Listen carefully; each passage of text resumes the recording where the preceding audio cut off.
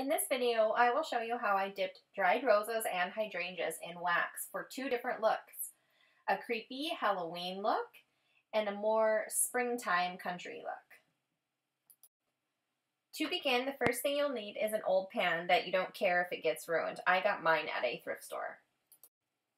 You'll also need a big brick of candle wax. You'll need to break this wax up into pieces. If anyone has any suggestions, please let me know in the comments.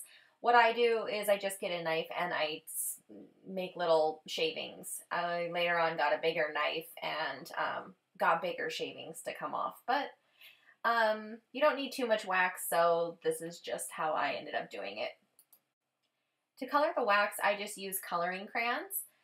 And to add a fragrance to the candle, I just use leftover wax from other candles that have burnt down to the bottom. This is just the remaining wax out of those candles that I'm breaking up to put in. Once you have a combination of those three different kinds of waxes, I just go ahead and put my candle pan in an additional pan of boiling water and begin to melt the wax. The wax melts fast, so make sure you have your flowers that you're going to dip in the wax nearby, just so they're more accessible to dip in the wax. See, once the candle wax starts melting, it goes actually quite fast. I just skipped a little bit of the video. Actually, this melting process is probably 1 to 2 minutes long. I just didn't want, the whole wax melting process to be on camera. That could probably be kind of boring.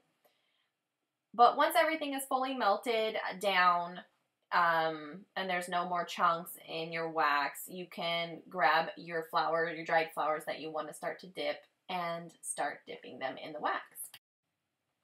I'm going to do several different coats on these roses.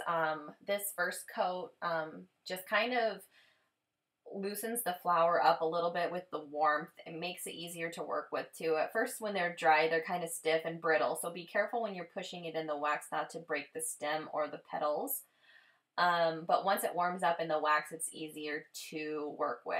After you do a little dip, make sure you let it drip off in the pan, and then you can set it to the side and start working with your next flower.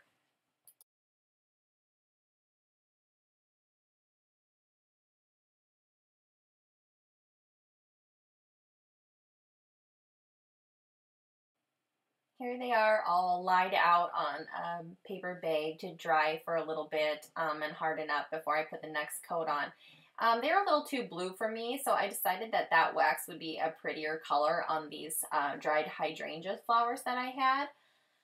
So I decided to use the remaining wax for these flowers instead, and then darken the wax more black for the roses. But here's just a little clip of me doing the same thing with hydrangea flowers.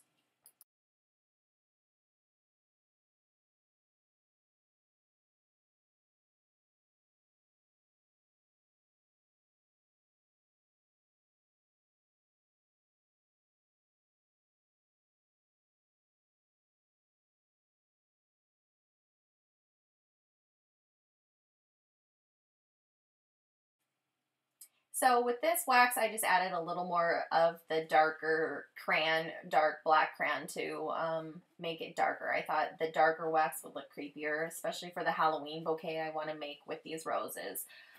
So this is just the second coat of wax. They really only probably need 2 coats. I like to see a little bit of the original flower poking through. So that's why I only wanted to do a couple layers.